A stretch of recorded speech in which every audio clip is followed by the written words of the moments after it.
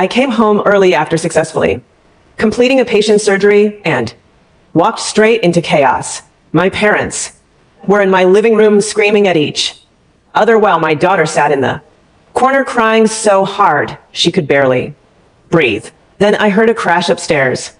I ran to the bedroom and found my older sister tearing through drawers, throwing clothes on the floor and searching for jewelry and documents connected to my apartment. The moment she saw me, she froze. That's when I decided none of them would ever set foot in my home again. The first thing I did was get my daughter out, not the police, not screaming. 15 years in trauma medicine rewires you when everything is chaos.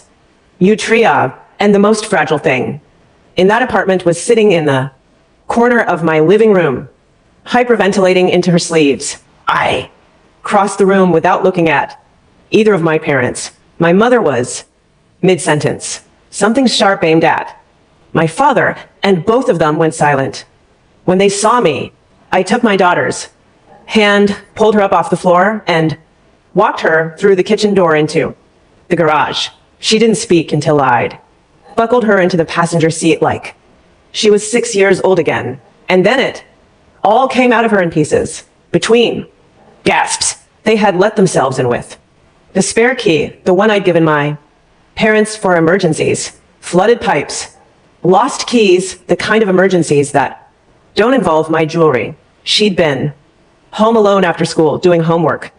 At the counter, when she heard the lock turn, my parents first, my older sister, 20 minutes later, walking straight upstairs like she had a floor plan. They told my daughter I was in trouble, financial trouble, the kind I was apparently too proud to admit. They said the family needed to protect the apartment before I lost it, and that she needed to be a big girl and tell them where I kept my important papers, the deed, bank documents, anything official.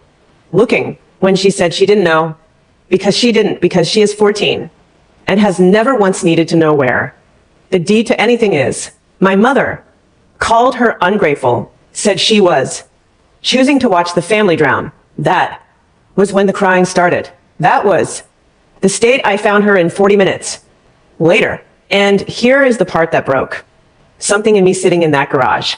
She kept apologizing to me for not knowing where the papers were, for not being able to stop them, for letting them in, even though she never let them in at all. They had a key. She is 14 years old, and she thought this was somehow her failure. I told her none of this was hers to carry. I handed her my phone, told her to lock the car doors behind me and call the building's front desk if anyone but me came through the garage door. Then I went back inside. My mother met me in the hallway already, talking, already on a fence. That's the thing about her. She has never once in my life entered a conversation she hadn't already one in her head. It came out in a flood. My brother-in-law's business was collapsing, not slowing down, not struggling, collapsing. Her word delivered like a diagnosis. The creditors were circling. There were letters, phone calls, a man who had come to their door. And the family, she kept saying the family, like it was a single organism with one bank account. The family needed to act before everything was lost. The plan, as she explained it, was simple. I would sign the apartment over, just temporarily, just on paper. The apartment would sit somewhere the creditors couldn't reach while he restructured. And once the storm passed, everything would go back to normal. No one outside the family would ever know. She presented it the way you'd present a carpool schedule, like the only possible response was gratitude that she'd organized it all. And then she said the sentence I keep coming back to: you weren't supposed to be home until 7 o'clock. Not an apology, not an explanation, a scheduling complaint. They had planned this around my shift. They knew my daughter would be home alone after school, and they had counted on it when I didn't answer fast enough. The tears arrived right on schedule, the way they always do. My mother can cry the way other people clear their throat. A small biological function deployed at will. She wept about how she never imagined a child of hers would let family go under. How hard this was for her, how my father hadn't slept in weeks. My father, he was standing at the window with his back half turned, and he hadn't said a word.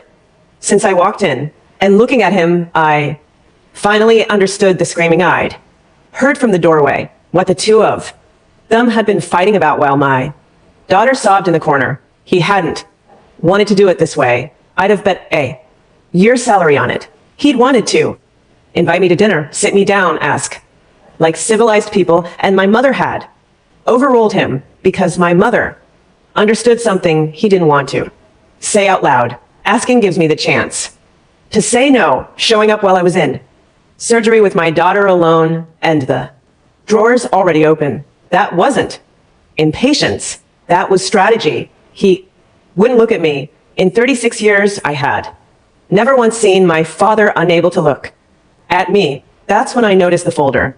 It was sitting on my coffee table, square between the coasters, the way a realtor leaves paperwork. I hadn't put it there. I opened it while my mother was still mid-sentence, and the room got very quiet while I read. A property transfer document, professionally prepared, typeset, formatted, the kind of thing that comes out of an office, not a printer in somebody's den. My full legal name on the grantor line. The grantee was a company I'd never heard of, some bland reword name that meant nothing, and a small yellow sticky arrow, the kind banks use, pointing at the signature line. They hadn't come to talk. They hadn't even come to pressure me. Not really. They had come to leave with my apartment, and the only stuff they hadn't worked out yet was me. My older sister came down the stairs while I was holding it. She had my jewelry box under one arm, my grandmother's pearls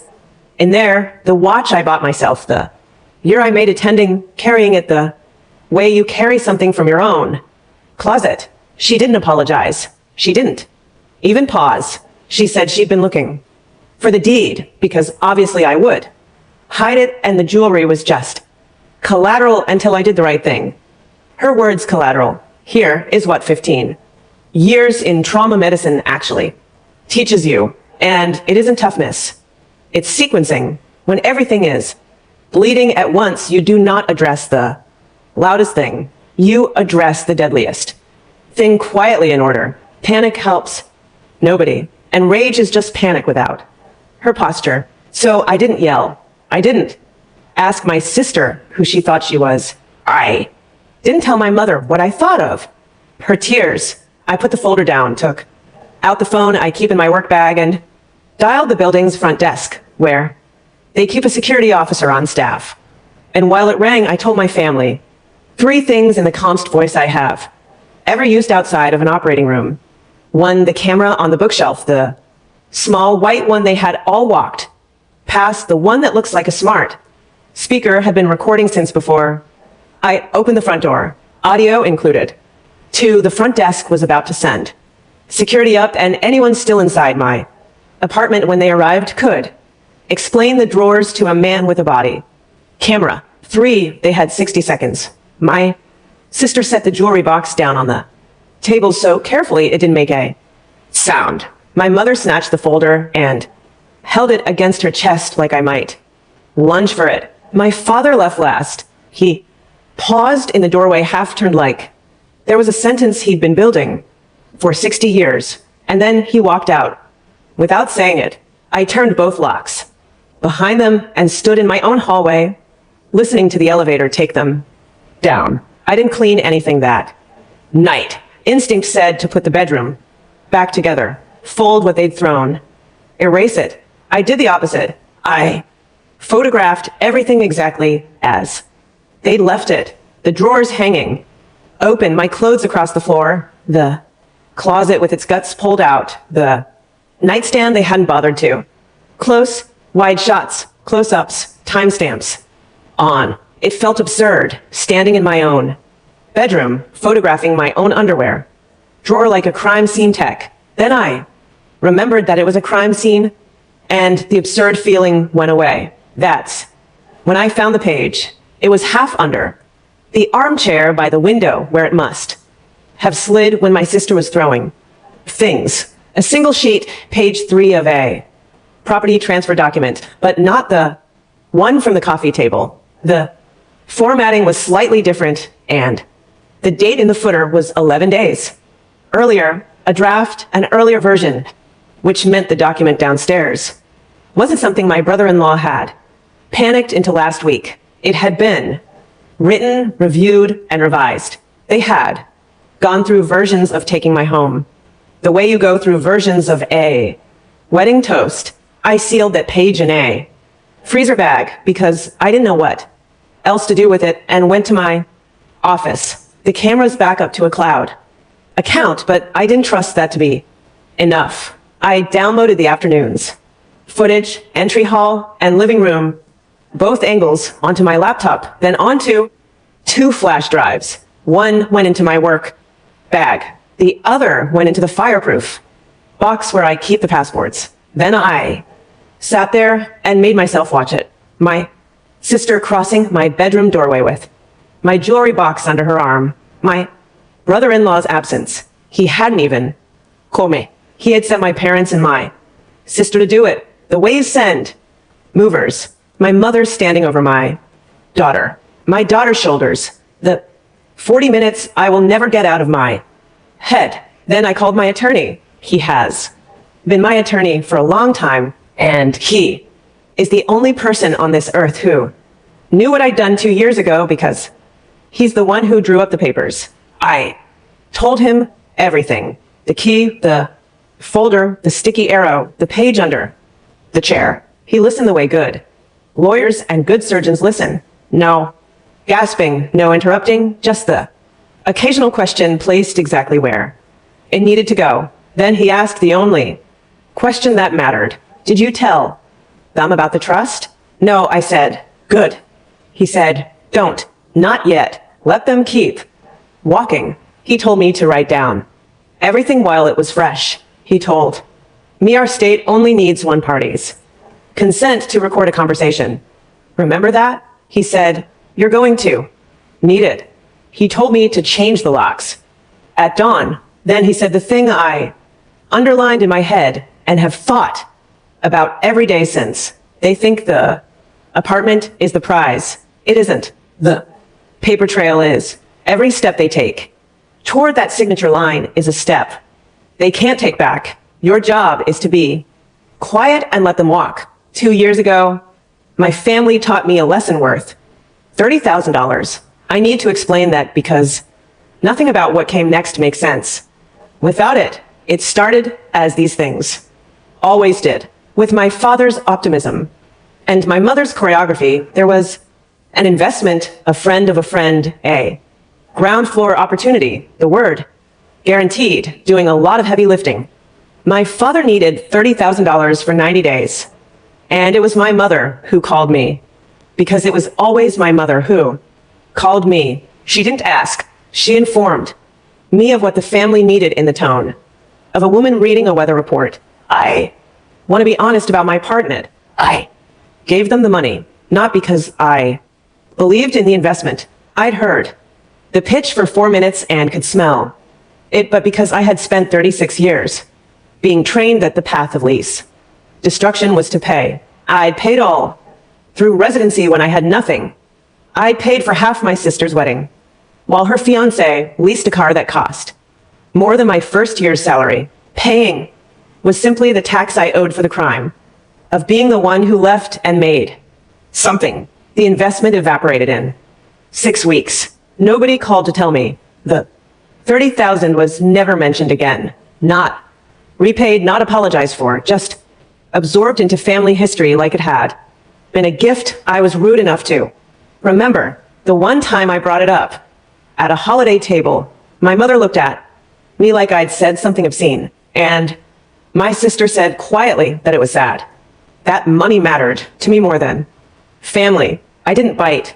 I didn't yell. I drove to my attorney's office the following week. It took a month to do it properly. The apartment, the one I bought after residency with nothing but debt and double shifts, the one my daughter has written out every fever of her life in, went into an irrevocable trust. Her trust, not in my name, with her as a beneficiary someday out of my name entirely, managed by an independent professional trustee, a licensed fiduciary I have met exactly twice. The deed was recorded with the county like any other transfer, sitting in the public records for anyone who ever bothered to look. I could not sign it away after that, even if I wanted to. That was the entire point. I had finally understood the arithmetic of my family. Anything that was mine was negotiable. So I made sure the only thing that mattered wasn't mine anymore. The cameras went up the same month quietly. The way the trust happened quietly. I told no one, not my parents, not my sister, not even my daughter. She knew the apartment would be hers someday. The way kids know things vaguely and without paperwork. I didn't do any of it because I imagined my family ransacking my bedroom on a Tuesday afternoon. I did it because some part of me, the part that triages, the part that counts, exits, had already done the math on the people I come from. For 2 years, that paperwork just sat in the county records, waiting. And my family, who believed they knew everything about me, what I earned, what I owed, what I could be guilt into, never once thought to look. The locksmith came at 7 the next morning. New deadbolt, new cylinder, 2 keys, one for my keychain, one for my daughter's. I watched him drill out the old lock and felt something in my chest unclench by exactly 1 click. The building manager came up while the locksmith was still working. I gave him a version of the truth. Family conflict. Unauthorized entry, the spare key. Situation was over. He deactivated my parents' guest fobs from the garage and lobby system while I stood there. And then he did something I hadn't asked for. He flagged the unit in the building's file. No access, no keys, no information released to anyone but me. And the front desk would call up before letting any relative pass the lobby. He'd been managing buildings for a long time. I got the sense I was not the first person on his roster to need this. And that settled me and broke my heart. In equal measure, I kept my daughter home from school that day. We didn't talk about it for most of the morning. She watched television under a blanket, and I sat at the kitchen counter not answering the 11 calls that came in before noon. Around lunch, she came and stood next to me. In that way, teenagers do when they need to say something and need to pretend they don't. Are we in trouble? She asked. No, I said. They are. She nodded slowly, like she was filing it somewhere. Then Grandma said, you were going to lose the apartment. Was that true? No, baby. The apartment is not going anywhere. I promise you that in a way I can prove. She didn't ask what that meant. 14 is old enough to hear an adult choosing words carefully and decide not to pull the thread. She went back to her blanket, and I called her school. That part was clinical. The front office pulled up her file while I was on the phone, and I removed my parents from the authorized pickup list where they had sat since kindergarten. I asked the office manager to note that no relative other than me was to take her, sign her out, or be given any information effective. Immediately, the woman didn't ask a single crying question. She just read the new instructions back to me twice in the flat, careful voice of someone who has updated this exact file for other families before. That night, I stood in my daughter's doorway longer than I needed to. She sleeps like her whole generation. Phone an inch from her hand, 1 foot out of the blanket. Her breathing was slow and even, and I stood there in the dark until I had counted enough of it to go to bed. The campaign started on day 2, and it came in waves, each wave wearing a different costume. First wave, grief. My mother's voicemails opened with sighs, long ones, recorded sighs, and proceeded through how families forgive, how she didn't recognize me anymore, how my father's blood pressure was a number she recited, like a casualty report. Second wave, rage. You were always cold. You always thought you were better than this. family. One voicemail was just my name. 3 times, each one colder than the last. And then the click. Third wave.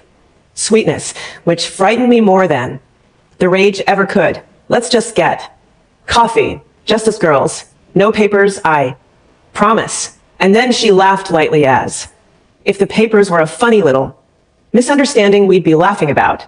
For years, my sister worked the text channel. You're really going to destroy this family over a misunderstanding. Then he has until the end of the month.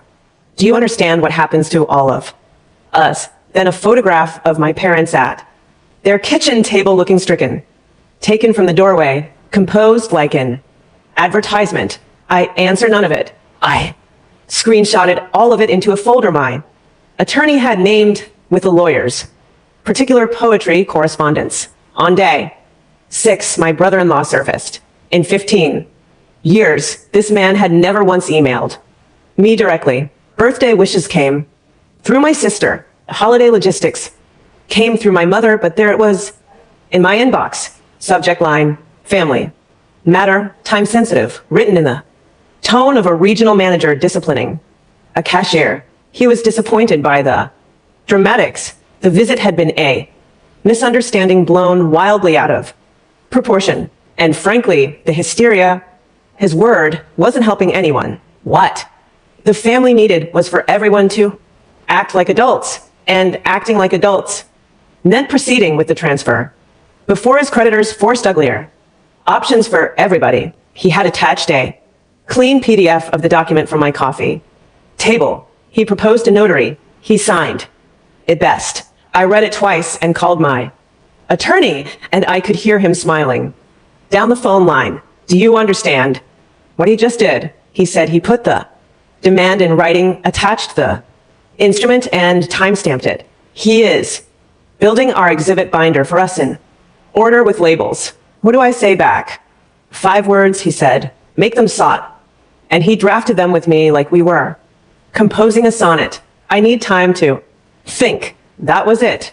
No anger, no questions, nothing he could forward around the family as proof of my instability. Just a small, tired, defeated sounding sentence. A door left open exactly 1 inch. He replied within the hour. Of course, take a few days. He told me I was finally doing the right thing for this family. And the satisfaction coming off the message was almost a smell. The discipline of silence is brutal. Every cell in my body wanted to write back the truth in capital letters. Instead, I filed his email in the folder and went to work, where at least the bleeding I dealt with made sense. 10 days in, my mother ambushed me at the hospital. I had come off a brutal shift, a kid from a highway pileup, 4 hours of surgery, the kind where your hands keep working long after your mind has gone somewhere quiet. It was almost 9 o'clock at night when I walked out into the parking structure, and she stepped out from beside a concrete pillar 2 spaces from my car. She must have been waiting a long time. That registered before anything else did. The image of my mother standing in a cold parking garage for hours rehearsing. Then she was on me, and the volume was extraordinary. Did I know what I was doing to this family? Did I know the creditors had sent a final notice? Did I want to watch my own father lose everything at his age? Was that what they raised? Was I really willing to ruin 4 lives over a piece of property I didn't even need? A nurse from the night shift slowed down half a row over watching. My mother saw her too, and the volume went up. The audience was the point. The audience had always been the point. Sign it before he gets sued, she said. And you can hate me afterward.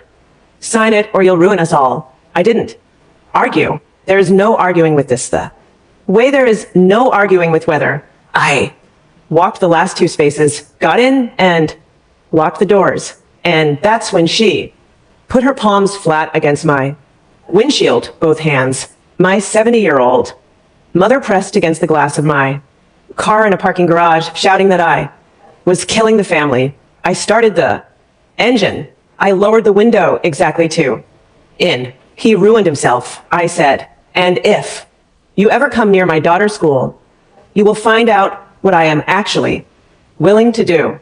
Then I rolled the window up and backed out very slowly, giving her all the time in the world to step away, which he did. I drove home with my hands at 10 and 2 like a student driver, because if I let them shake, they were going to shake for an hour. In the morning, I did what the new version of me does. I reported it to hospital. Security. The officer pulled the garage cameras while I sat in his office, found the footage, her arriving 90 minutes before I came out, the pillar, the windshield, and wrote it up as a formal incident, harassment of an employee by a visitor, time-stamped, archived. He asked if I wanted her flagged at the entrances. I said yes. I sent the incident number to my attorney. He wrote back one line, that's another page. Keep collecting. My father asked to meet me 4 days later. He texted, which he never does. Type punctuated the way men of his generation write when they have drafted. It's somewhere else first. He asked for coffee. He wrote, just me. I picked a diner 2 blocks from the hospital. Daylight hours, a corner booth visible from the street, and I hated that these were now the calculations I made for a cup of coffee with my own father. He was already there when I arrived, and he looked smaller, not thinner, smaller, like a man being slowly stepped down to a lower voltage. He stood when I came in an old courtesy, and we sat and while he turned his cup a quarter at a time and said nothing. Then he apologized, and I want to be precise about what he apologized for, because the precision is the whole story. He apologized for how it was done, for the key, for my daughter being there, for the drawers. He said he had told my mother it was wrong to do it that way, the way as though there were a right way, to take my home and the family's only sin was sloppy execution. Then he asked me to find a way to help anyway, and then his voice dropped, and the actual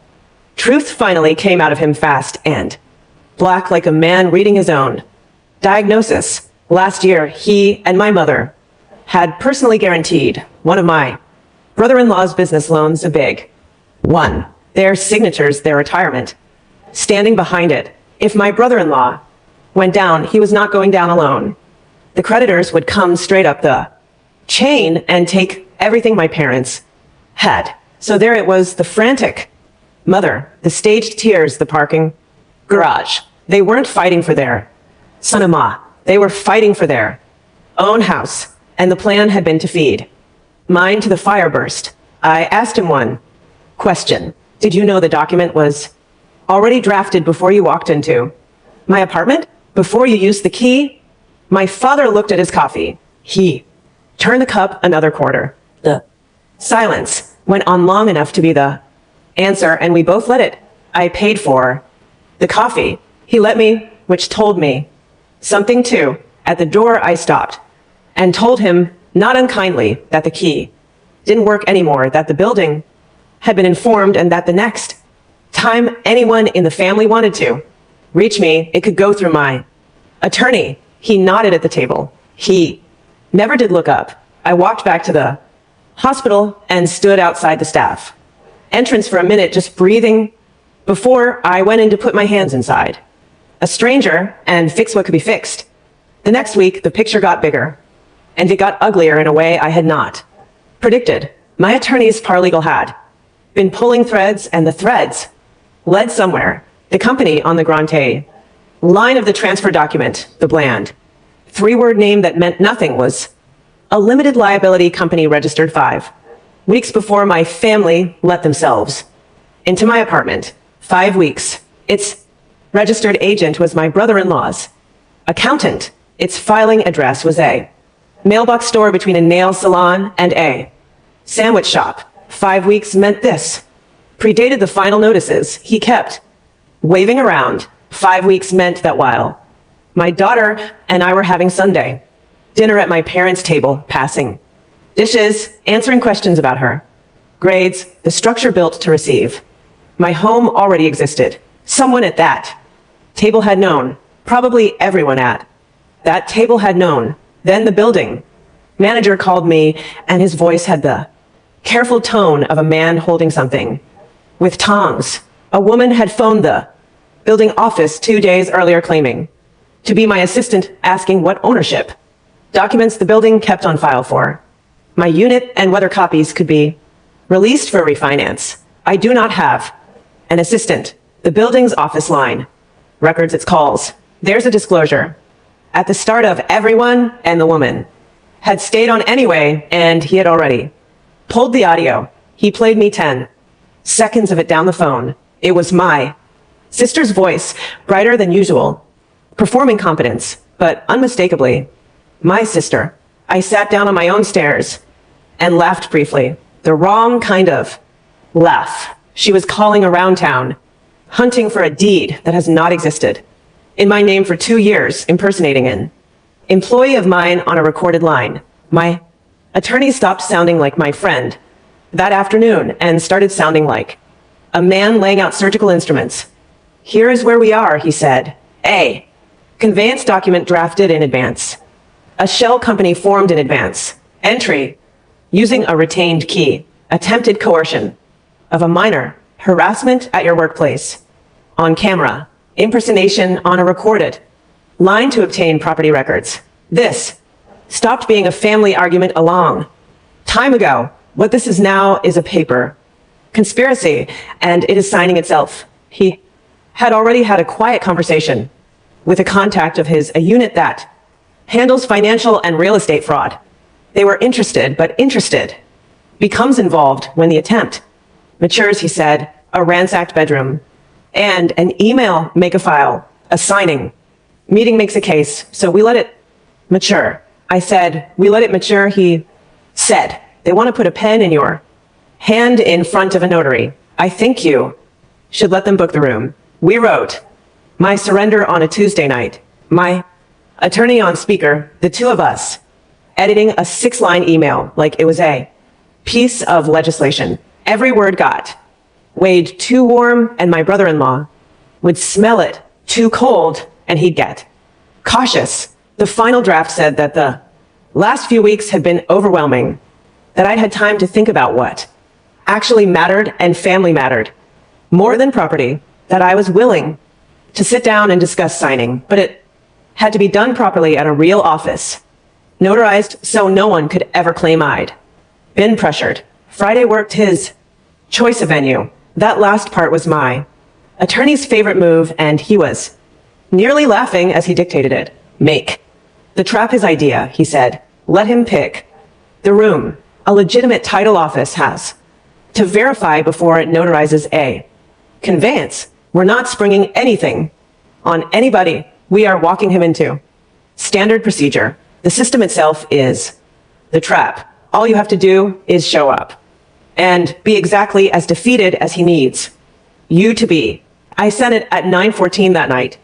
His reply landed at 9:25, 11 minutes. I pictured him refreshing his inbox for 3 straight weeks, and I felt something I'm not proud of. The reply was magnanimous. He knew I'd come around. This was best for everyone, and someday I would see that. He named a title office downtown, 10 o'clock Friday morning, and told me to bring identification, and that small instruction, bring ID, told me everything about how completely he believed he had already won. He was standing at the finish line directing traffic. My attorney did his homework on the venue. Inside a day, a legitimate office, a licensed notary did everything by the book, which is perfect, he said, because the book is on our side. He briefed the trustee, the licensed fiduciary, who has quietly managed my daughter's trust for 2 years and whose existence my family has never suspected. And he made one more call to his contact, who confirmed that someone would be in the building Friday morning, not bursting through doors, just present the way furniture is present until presence was required. The last arrangement was the only one that mattered to me. Friday after school, I drove my daughter out to a colleague's house in the suburbs, a surgeon I would trust with my life, who asked no questions and stocked the guest room with terrible snacks. The cover story was a long weekend sleepover with her. Kids, my daughter hugged me in the driveway a beat longer than usual. You're allowed to be 14 this weekend, I told her. I'll handle the rest, whatever. The rest is, she said into my shoulder. When I drove home in the dark with both hands on the wheel the night before the meeting, I finally put my bedroom back together. The photographs were long, since taken, copied, and filed in 3 places. There was no reason left to keep living inside the evidence, so I folded everything they had thrown. I rehung the closet. I slid the drawers back onto their rails one at a time, and I set the jewelry box back on the dresser, opened it, and checked pearls, the watch, and the little crooked clay ring my daughter made me in 2nd grade, which would have been worthless at any pawn shop, and was the only thing in that box I would have committed crimes to recover. Then I sat down on the floor of my own bedroom like a teenager and let myself remember buying this place. I was 2 years out of residency and underwater in debt. And everyone said, wait. I didn't wait. I worked doubles and picked up the call shifts nobody wanted. And the first night we had the keys, there wasn't a stick of furniture in here. So my daughter and I, she was 6, 8, pizza on this floor on a moving blanket. And she fell asleep mid-slice, and I sat in my empty apartment listening to my kid breathe and thinking, no one can ever take this. I was almost right. I was one signature away from right, and it took my own family to show me where the gap was. My daughter called at 9 o'clock from my colleague's house, her voice low, hiding from the movie in the next room. Are you scared, she asked, about tomorrow? I thought about lying. I'm her mother. Soothing lies are in the job description, but she had earned better than that this month. No, I said, I'm not scared. I've been ready for 2 years. There was a pause on the line while she decided whether to pull that thread. 14 is old enough to hear a locked door inside a sentence. Okay, she said finally, love you when I slept 7 hours that night, which tells you something. The body knows the difference between a bite and a procedure. Fights are uncertain. This was a procedure, and I had scrubbed in for it 2 years ago. The title office had a conference room with a long table and water glasses. Nobody touched, and my family was already seated when I walked in at 10 sharp. They had arranged themselves like a board of directors. My brother-in-law at the head, the folder squared in front of him, a heavy silver pen lying across it like a gavel. My sister at his right hand, watching me come through the door with the patience of something that waits in tall grass. My mother with her arms crossed, wearing her good coat and her church posture. My father at the far and studying the wood grain. A title officer sat along the side with her laptop and her stamp log. A calm, gay-haired woman with reading glasses and the unhurried air of someone who has notarized 10,000 signatures and outlasted every kind of family this room has ever held. My brother-in-law did not bother with hello. He slid the document down the table the moment I sat, and the silver pen followed it, rolling to a stop against my water glass. Sign where the arrows are, he said. We'll have you out of here in 10 minutes. The yellow, sticky arrows still pointing at the Grand Terre line, still pointing at my name. I took my time. I set my handbag on the table in front of me. The recorder inside it had been running since the parking lot. My attorney's one party consent lecture playing in my head, and I read the document slowly, page by page, like a woman saying goodbye to something. Let them see defeat. Defeat was the costume. Then I asked in a small voice about the company on the grantee line. What is it? Who owns it? And because he had already won, because in his head this was over, and I was just paperwork now. My brother-in-law explained expansively. It's a holding structure, he said. The apartment sits inside it, clean, where the creditors can't characterize it as my asset while everything gets settled. Once it's all resolved, it stays in the family. He actually used those words at a conference table in front of a licensed notary where the creditors can't characterize it. He described on the record the exact purpose my attorney had. Spent 3 weeks hoping he would describe. My mother nodded along. For the family, she said. My sister tapped the table. Next to the pen. The sooner you sign, the sooner this is over for everyone. I picked up the pen. I uncapped it. The whole table leaned in by a centimeter. All that hunger doing its best. Impression of patience. And out of the corner of my eye, I watched the title. Officer draw the document gently toward her side of the table. Fingers already moving on her keyboard. Just one moment. She said pleasantly to no one in particular. Before we execute, I verify. Title. Standard procedure. Of course, my brother-in-law said in the tone of a man. Approving the sunrise. I set the pen down and folded my hands. I am not a religious woman, but what I felt watching her type was close enough to prayer. The title officer's screen lit up her glasses. She read. She scrolled. She stopped scrolling. She looked at the document. She looked at her screen. Then she took off her reading glasses, which I have since decided is what that woman does instead of swearing. There's a problem with the Grantaire. She said. My brother-in-law's head came up. A problem. This document conveys the property from this lady. The title, officer said, nodding at me. But this lady is not the owner of record. Hasn't been for some time. The county shows the property vested in an irrevocable trust. Recorded 26 months ago. The beneficiary is a minor. The trustee of record is a licensed fiduciary. She has no authority to convey this property. Nobody at this table does. The silence that followed had a texture to it. I have stood in rooms where families are given the worst news of their lives, and I know that silence, the half second where the mind refuses delivery. That's a mistake, my brother-in-law said. Run it again. She turned the screen around with the serenity of a woman who has never once been wrong about a title in her life. The recording history sat there in plain municipal type. The transfer 26 months ago, the trust's name, which carries my daughter's initials, if you know what you're looking at. He knew what he was looking at. I watched him find the date, and I watched the date hit him. That before his accountant filed the shell company, before the first draft, before any of this, my home had already been out of his reach for 2 years. She moved it, he said, and his voice was changing.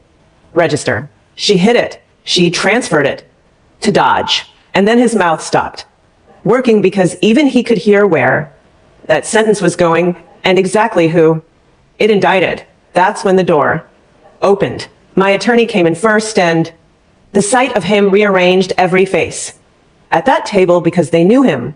Decades of holidays, and he was not wearing his holiday face. Behind him came a man my family had never seen. Gray suit, courteous, unhurried. The trustee who has guarded my daughters. Home for 2 years from a quiet office across town, and behind him came a third. Man who did not sit down and did not need to. My attorney set a banker's box on the table and dealt it out like a hand of cards. Security footage stills. Time-stamped. My sister in my bedroom. Doorway with the jewelry box under her arm. The draft page from under the armchair dated 11 days before the version on the table sealed in its bag. The email family matter time sensitive. With the instrument attached. The hospital security report and the garage. Stills. My mother's palms flat on my windshield. The building office. Recording. My sister's bright, unmistakable voice asking what ownership documents could be released. And last, I reached into my handbag and set the recorder beside the silver pen still, running with the past 10 minutes inside. The third man spoke for the first time. He named his unit. He told my brother-in-law that the attempted conveyance of property held in trust for a minor, the shell entity formed to receive it, and the statements made in this room were now part of an active file, and that he should make himself available. Then he looked mildly at my mother, who had been inching the folder off the table and into her bag, and observed that anything further would also become part of the file. My mother's hands went still on the table, like two birds shot out of the air. My sister broke first. She came up out of her chair and around the table at me, crying before she even arrived. Not sorry. Crying, drowning, crying, and grabbed for my arm. Please, you can fix this. Tell them it's a misunderstanding. We're sisters, please. My attorney stepped between us without hurrying. Do. Not touch my client, he said, and something in his voice put her back in her seat. My father never looked up from the table. My brother-in-law had gone. The color of the wall behind him, staring at the silver pen where it lay, beside the recorder, an inch from A. Signature line that was never mine to sign. I stood up. I had exactly one sentence left in me. I had been carrying it for 3 weeks, and I set it down gently in the middle of the table where the folder used to be. You spent 5 weeks planning to take her home. I said it was hers the entire time. I walked out of that conference room and nobody stopped me. Past the lobby where 2 more people in unremarkable suits sat with coffee. They were not drinking out into a cold, bright, ordinary Friday where the rest of the city was just having lunch. I sat in my car for a moment, hands at 10 and 2, and waited for the shaking. It didn't come. The body knows the difference between a bite and a procedure. And the procedure was done. I texted my colleague 2 words coming north and drove out of the city with the radio off. 40 minutes of quiet. The first real quiet in a month. My daughter was on the porch steps before I had fully stopped the car, backpack already, on like she'd been sitting there with it for a while. She searched my face through the windshield the way I search monitors. Well, she said when I got out, it's done, I said. Nobody is taking your home. She blinked. My home. So I told her, standing in a driveway in the suburbs with somebody's sprinkler ticking 2 lawns over. I told my 14-year-old that the apartment had not been mine for 2 years, that it was hers, really hers, paper and law and a quiet man in a gray suit guarding it, and that the people who made her cry in a corner had spent 5 weeks scheming to steal something from a child and had walked in their good coats directly into the public records that proved it. She didn't whoop, she didn't cry. She did something better. She exhaled long and slow all the way down to the bottom. A breath I think she had been holding since a Tuesday afternoon in our living room. At night home, both locks turned. I stood in her doorway longer than I needed to. Phone an inch from her hand. 1 foot out of the blanket. Her breathing slow and even and unafraid. The only asset I have ever truly owned.